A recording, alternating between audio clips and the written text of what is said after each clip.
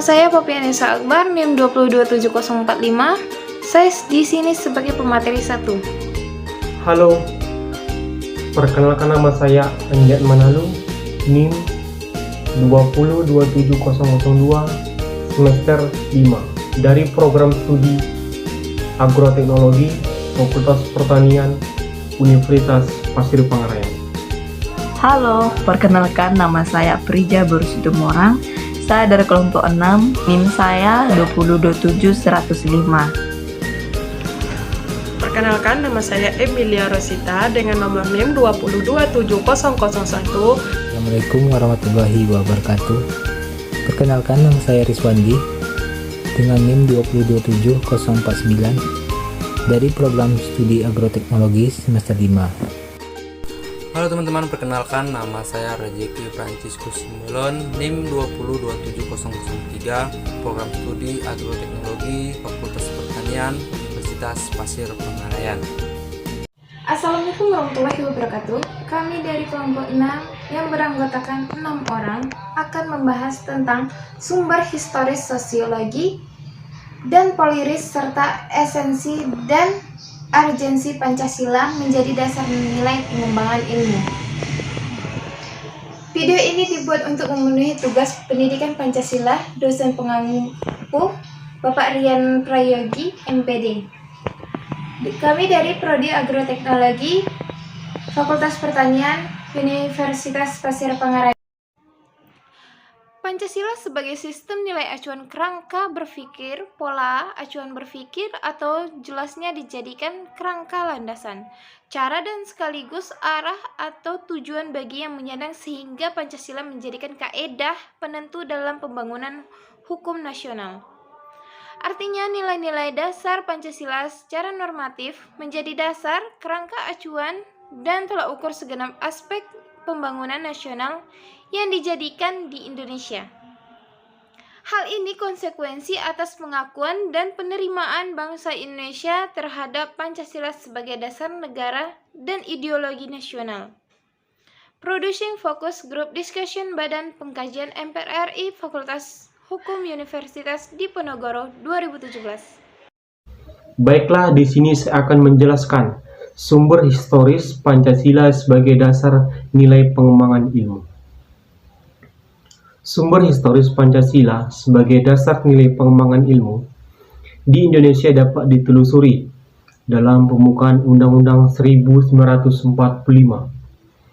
Pada alinea keempat, pembukaan Undang-Undang 1945 berbunyi, kemudian daripada itu, untuk membentuk suatu negara Republik Indonesia yang melindungi bangsa Indonesia dan seluruh tumpah darah Indonesia dan untuk memajukan kesejahteraan umum, mencerdaskan kehidupan bangsa, dan ikut melaksanakan ketertiban dunia berdasarkan kemerdekaan, perdamaian abadi, dan keadilan sosial. Maka disusunlah kemerdekaan kebangsaan itu dalam suatu undang-undang dasar negara Republik Indonesia yang terbentuk dalam suatu susunan negara Republik Indonesia yang berkedaulatan rakyat dan berdasarkan ketuhanan yang Maha Esa.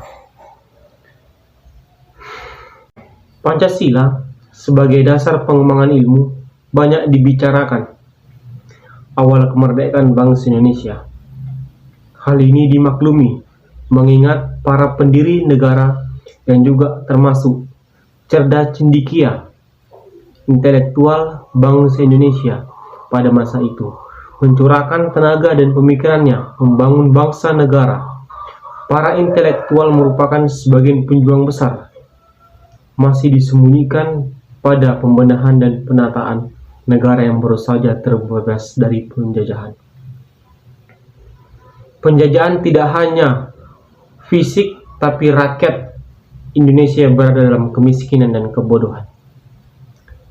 Segelintir rakyat yang menjadi pelopor kebangkitan bangsa Indonesia, kegiatan negara merdeka perlu mencantumkan aspek kesejahteraan, pendidikan, mencerdaskan kehidupan bangsa dan melindungi segenap tumpah darah Indonesia. Sila-sila Pancasila yang tercantum dalam pembukaan Undang-Undang 1945 merupakan pendiri negara untuk mengangkat dan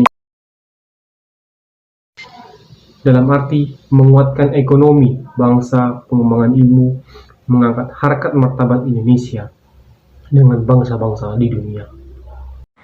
Materi yang saya akan bahaskan yaitu sumber sosiologi Pancasila sebagai dasar nilai pengembangan ilmu.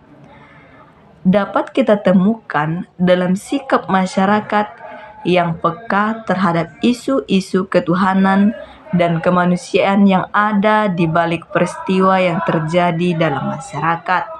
Contohnya, dengan rencana pembangunan pusat tenaga nuklir di Semenanjung Muria beberapa tahun yang lalu. Hal ini akan dikaitkan dengan isu-isu ketuhanan dan kemanusiaan. Isu ketuhanan, misalnya itu pengembangan iptek acapkali tidak memperhatikan harkat dan martabatnya manusia sebagai makhluk Tuhan Yang Maha Esa, yaitu dengan tidak melibatkan peran serta langsung masyarakat, padahal hal tersebut akan berdampak negatif berupa kerusakan teknologi. Nah, materi selanjutnya itu sumber politis Pancasila sebagai dasar nilai pengembangan ilmu. Dapat kita lihat dari berbagai kebijakan yang dilakukan oleh para penyelenggara negara.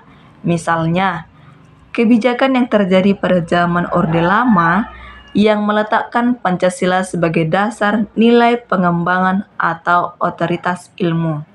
Antara lainnya itu contohnya pidato Bapak Soekarno ketika menerima gelar Doktor Honoris Causa di UGM pada tanggal 19 September 1951. Dalam hal ini, Pancasila sebagai dasar nilai pembangunan ilmu secara eksplisit sudah ditemukan. Baiklah, di sini saya akan membahas tentang esensi dan urgensi Pancasila menjadi dasar nilai pengembangan ilmu. Pendidikan karakter memiliki esensi dan makna yang sama dengan pendidikan moral dan pendidikan akhlak. Tujuannya adalah membentuk pribadi anak supaya menjadi manusia yang lebih baik, warga masyarakat dan warga negara yang baik. Yang adapun kriteria manusia yang baik, warga masyarakat yang baik, dan warga negara yang baik bagi suatu masyarakat atau bangsa secara umum adalah nilai-nilai sosial tertentunya yang banyak dipengaruhi oleh budaya, masyarakat, dan bangsanya. Oleh karena itu, hakikat dan pendidikan karakter dalam konteks pendidikan di Indonesia adalah pendidikan nilai, yakni pendidikan nilai luhur yang bersumber dari budaya bangsa Indonesia sendiri, dalam rangka membina kepribadian generasi muda. Esensi pembangunan karakter menempatkan pendidikan sebagai salah satu strategi dasar dari pembangunan karakter bangsa yang dalam pelaksanaannya harus dilakukan secara koheren dengan beberapa strategi yang mencakup sosialisasi, pemberdayaan, pembudayaan, dan kerjasama seluruh komponen bangsa. Pembangunan karakter dilakukan dengan pendekatan sistematik dan integratif dengan melibatkan keluarga, satuan pendidikan, pemerintah, masyarakat sipil, anggota legislatif, media massa, dunia usaha, dan industri. Berikutnya saya akan menjelaskan pada poin kedua, yaitu tentang urgensi Pancasila sebagai dasar nilai pengembangan ilmu. Pentingnya Pancasila sebagai dasar nilai pengembangan ilmu meliputi hal-hal sebagai berikut. Yang pertama, pengembangan ilmu dan teknologi di Indonesia dewasa ini tidak berakar pada nilai-nilai budaya bangsa Indonesia itu sendiri. Sehingga ilmu pengetahuan yang dikembangkan di Indonesia sepenuhnya berorientasi pada budaya barat atau western oriented. Yang kedua itu pengembangan ilmu pengetahuan di Indonesia lebih berorientasi pada kebutuhan pasar, sehingga prodi-prodi yang laku keras di perguruan tinggi Indonesia adalah prodi-prodi yang terserap pada pasar atau dunia industri. Yang ketiga, pengembangan ilmu pengetahuan dan teknologi di Indonesia belum melibatkan masyarakat luas, sehingga hanya mensejahterakan kelompok elit yang mengembangkan ilmu atau scientist oriented. Selanjutnya itu bela negara. Bela negara merupakan hak dan kewajiban setiap warga negara Republik Indonesia.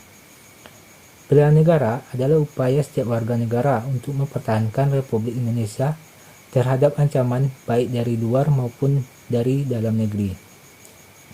Bela negara biasanya selalu dikaitkan dengan militer atau militerisme, seolah-olah kewajiban dan tanggung jawab untuk membela negara hanya terletak pada Tentara Nasional Indonesia.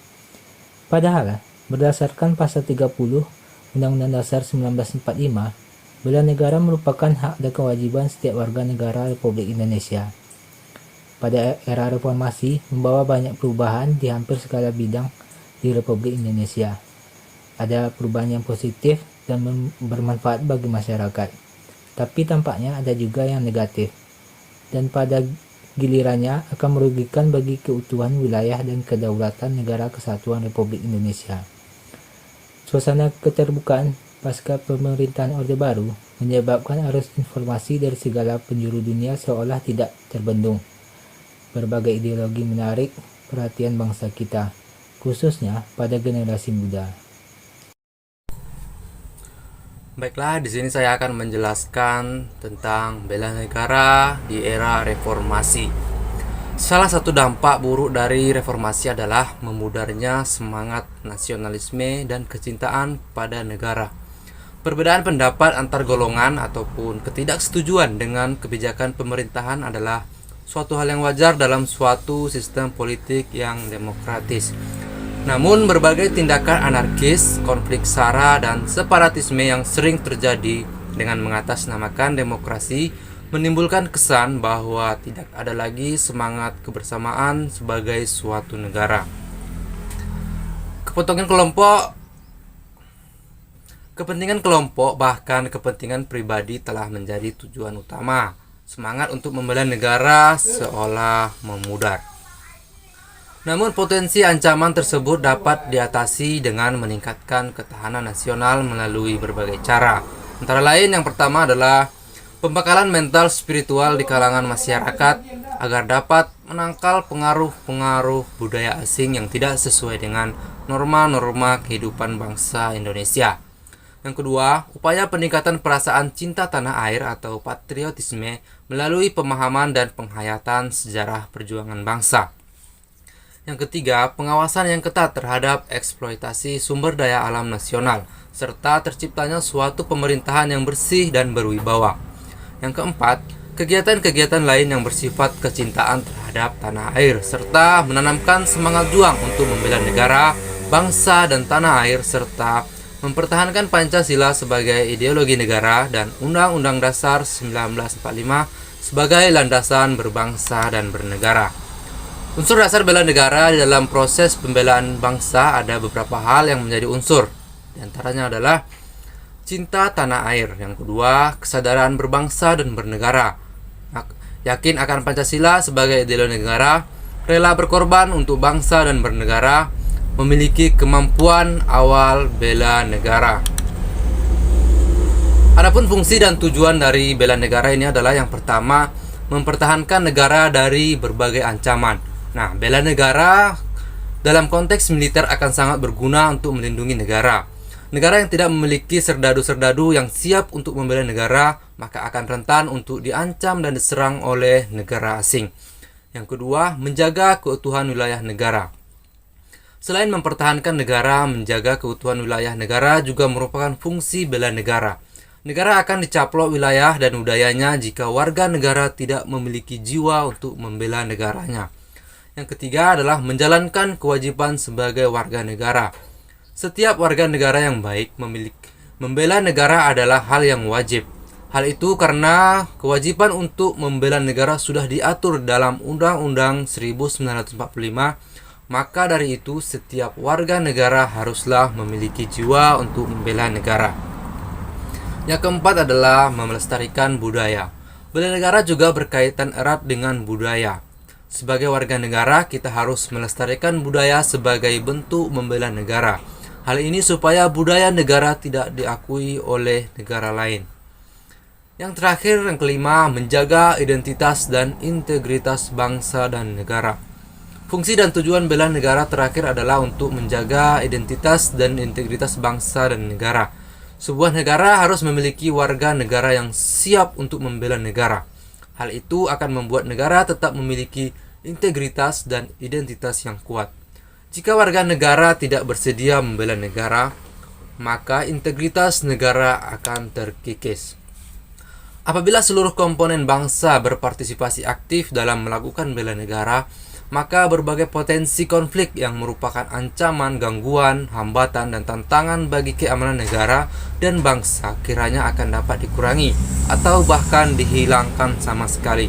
Kegiatan bela negara sebagai upaya peningkatan ketahanan nasional juga sangat penting untuk menangkal pengaruh budaya asing di era globalisasi abad ke-21, di mana arus informasi atau disinformasi dan propaganda dari luar akan sulit dibendung akibat semakin canggihnya teknologi komunikasi.